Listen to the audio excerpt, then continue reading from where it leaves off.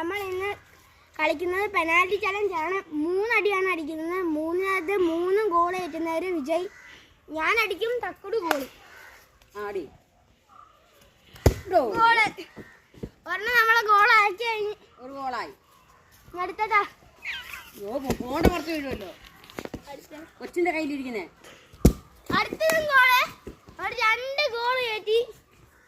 അടുത്തത് നോക്കാം. ഇനി അവിടെ നിൽക്കും ഗോൾ വിടട്ടെ. ഇനി ഒരടിയും കൂടെ ഉള്ളു. ഗോള്. 3ാമത്തതും ഗോള്. ഇനി ഞാൻ ഗോളി തക്കുടിങ് അടിക്കും. തക്കുട് ഗോളടി.